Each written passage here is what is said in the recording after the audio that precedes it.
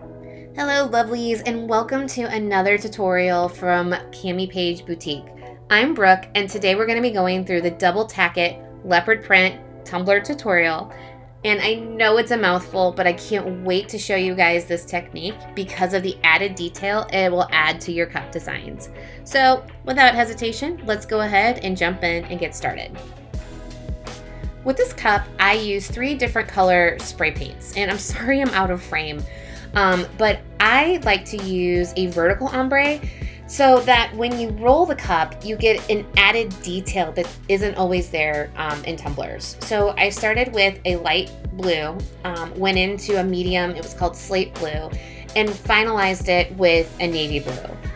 You do want to spend some time making sure that you get a good blend between the colors because it does have the potential to show through with the glitter when you're using the Tack-it method. So make sure you're happy with it before you move on to the next step.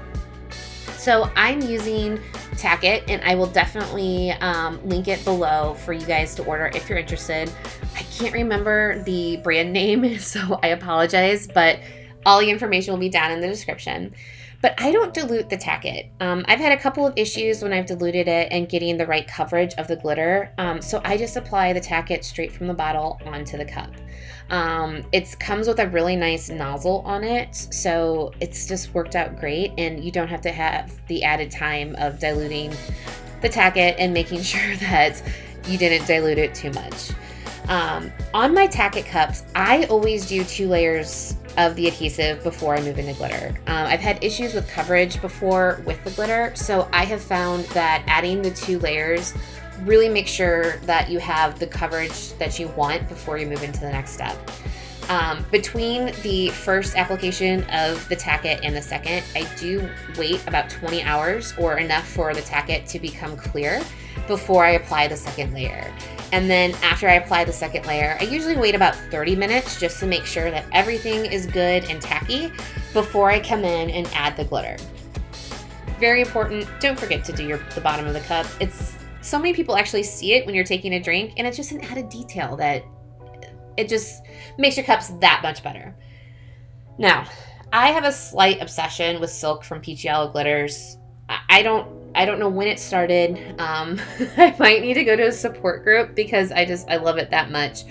But that is the opal glitter that we're using on this cup. So you don't have to worry about being light with your application this time. Just let it rip, have it come through, and get the coverage that you need.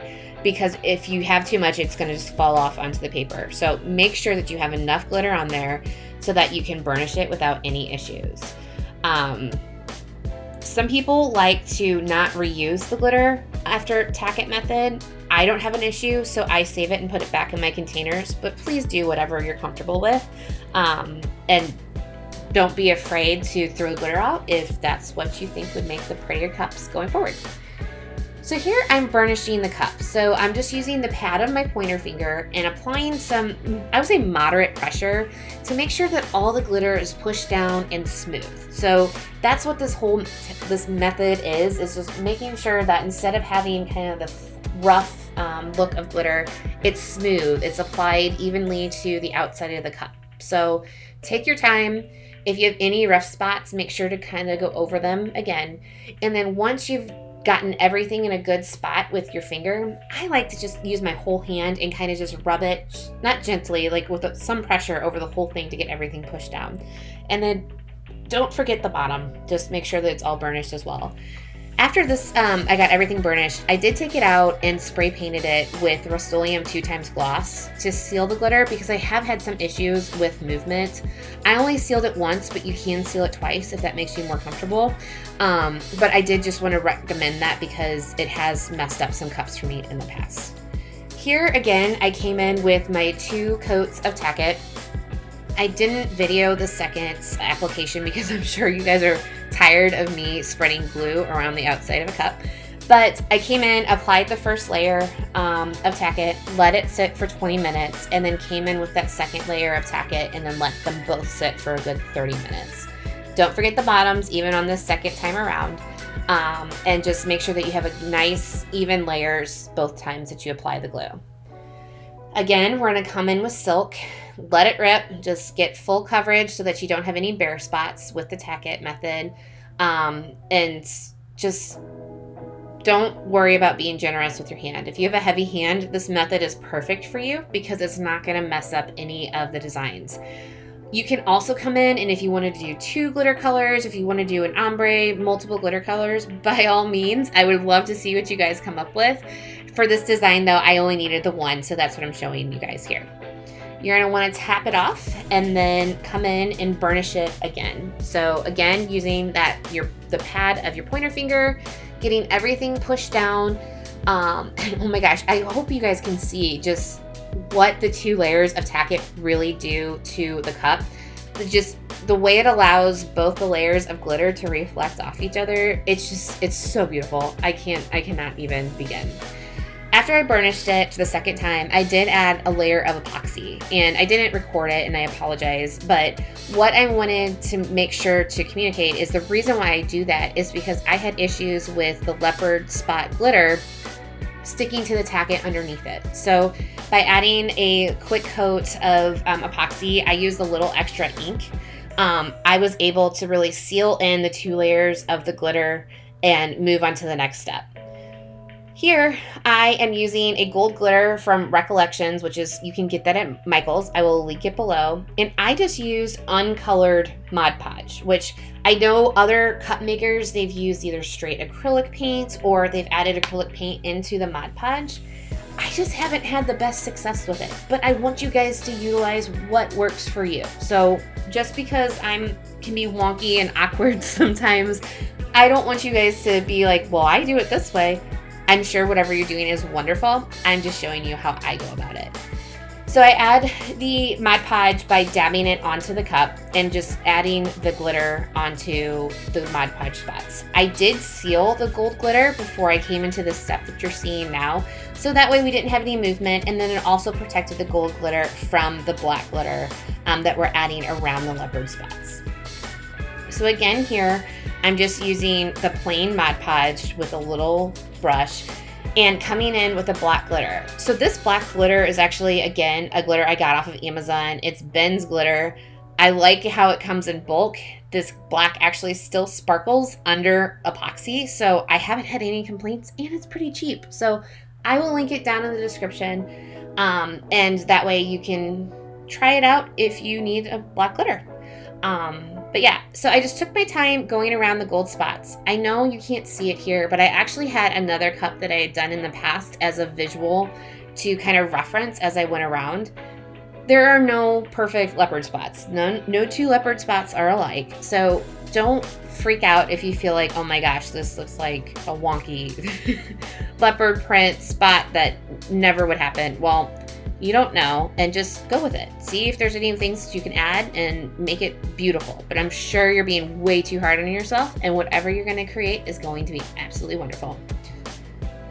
Again, I'm going to emphasize that you're dabbing on the Mod Podge. Dab, dab, dab, dab, dab, dab. Don't pull it. Don't just kind of brush it on like you do paint, because I've found that what it does is it creates weird streaky marks, and nobody really likes that. So yeah, dab it on, because that's also going to allow you to get like enough of the Mod Podge on there to where you really have a good amount of glue for the glitter to stick to, and that way you don't have to come in for a second layer, because who wants to do that? I mean, it's not like we're not busy enough. But yeah, so Mod Podge, glitter. One thing I will say though is make sure to only do a couple spots at a time, because this Mod Podge stuff dries so quickly, and you don't want to just have like random clear spots of Mod Podge. So one of the tips I would say is maybe only do like 3 or 4 leopard print spots at a time, then come in with the glitter, because otherwise it might dry on you, and then you're just going to have weird spots without glitter, and you're going to have to come in through a separate coat. After I did the black spots, I did seal the cup twice with 2 times Rustoleum gloss. I did this because I wanted to make sure to seal in all of the black glitter, make sure we don't have any movement when we go into the next step for epoxy, and then that way we also just we can be confident applying the epoxy, and that we don't have to worry about anything else. So seal it twice. I did let it sit for about 24 hours before I went into the next step, but you can do what is comfortable for you, obviously. Can we just talk for a minute about how beautiful those 2 layers of glitter look with the Tack-it method?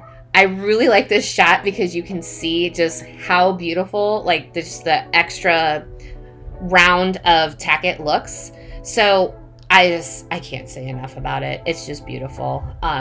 So I mixed up 25 milliliters of a little extra ink, and here I'm applying it to the tumbler. I do a little bit more this round just because I want to make sure, it's not quite a flood coat, but I want to make sure that all of the bumps that might have occurred from the Mod Podge and then adding the leopard print are covered, and that I get that nice smooth surface to add the decal to. So I applied the first coat with the 25 milliliters. I did actually end up needing a second coat.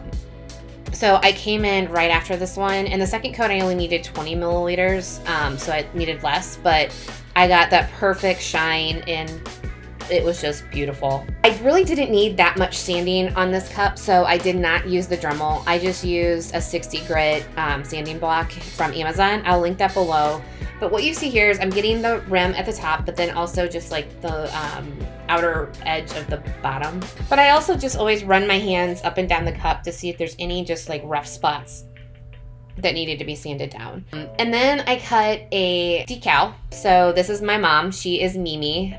She has so many grandkids and it's just wonderful. But what I wanted to show you here is I applied the offset and the black decal together before I applied them to the cut. But I always like to make sure to apply from the center of the decal out, because that way you minimize the amount of bubbles that you get really good adhesion, and you can work it onto the cup to where you have as few wrinkles as possible. Because we all know that opal vinyl just loves to wrinkle at any point possible. So yeah, I highly recommend that you just almost fold it, apply it in the center, and then work your way out so you get that perfect application. I then added 2 layers of a little extra ink, epoxy, and this was done. I only needed 20 milliliters per each application, and look at this thing. Thank you so much for tuning in today. I absolutely love this cup. I hope you try it, because I think you're gonna be shocked as to how beautiful it is. Please tag me in any photos or videos of the cups that you make utilizing this technique. And again, thank you. Love you guys. Bye.